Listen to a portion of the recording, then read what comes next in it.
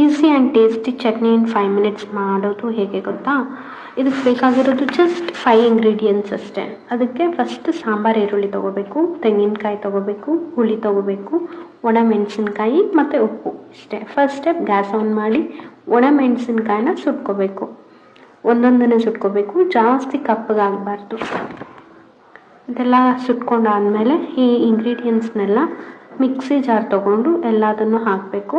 ಸ್ವಲ್ಪ ನೀರು ಹಾಕ್ಕೊಂಡು ತರಿಯಾಗಿ ರುಬ್ಕೋಬೇಕು. ಇದಾದಮೇಲೆ ಈ ಥರ ಪೇಸ್ಟ್ ರೆಡಿ ಆಗುತ್ತೆ. ಇದನ್ನು ರೌಂಡಾಗಿ ಉಂಡೆ ಕಟ್ಕೋಬೇಕು.